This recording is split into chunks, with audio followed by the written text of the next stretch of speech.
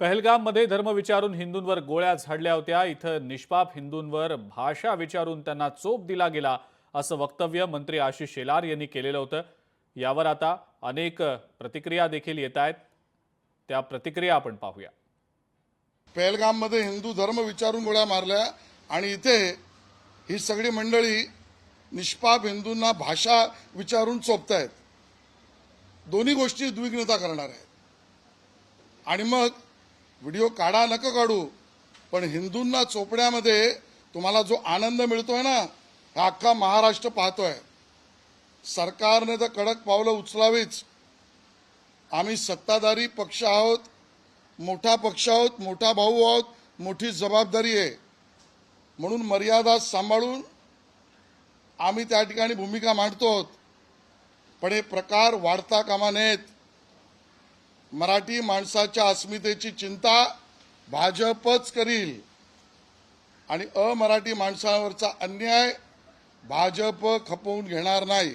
उत्साहाच्या भरात जर कोणी मारहाण केली असेल तर त्यांना पहलगामच्या अतिरेक्यांशी तुलना करणं हे म्हणजे अतिच झालं। मराठी माणसाला तुम्ही जिहादी म्हणणार, मराठी माणसाला तुम्ही अतिरेकी म्हणणार। ठीक आहे ना, काही जणांच्या भावना वेगळ्या आहेत, काही जणांच्या भावना वेगळ्या आहेत। आमच्यासारखी माणसं, मराठी माणूस एकच असताना हे स्पष्ट म्हणतायत की हिंदीचा दुस्वास नाही, हिंदीचा दुराग्रह नाही, कोणाविषयी अनास्था नाही। हा महाराष्ट्र सगळ्यांची अशी भूमिका आमची आहे। पण मराठी माणूस एक झाला तर आम्हाला आनंद आहे। तुम्ही एखाद्या व्यापाऱ्याला, एखाद्याला कानाखाली माराल, गुंडागर्दी, मी आता नाही पूर्वीपासून सांगतोय की अशा प्रकारे गुंडागर्दी करून किंवा मारून ठोकून भाषा किंवा भाषेचा सन्मान होणार नाही।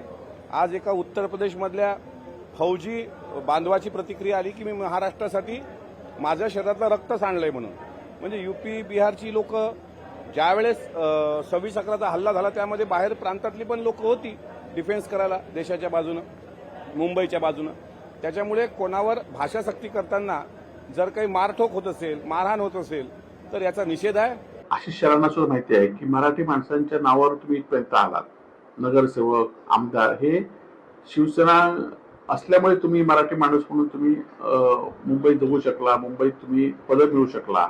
आणि आता त्यांना पण माहिती आहे की लोढा अनेक जे आमदार आहेत ते आता परप्रांतीय झाले आहेत आणि त्यामुळे मराठी माणसाला मुंबईत भाजपमध्ये किंमत नाही हे त्यांना पण माहिती आहे। आणि त्यामुळे तुम्ही जरी काय केलं तर यावेळी मराठी माणसाची एकजुटी दिसून येईल। लोकशाही मराठी ऐका, पहा, जागरूक रहा।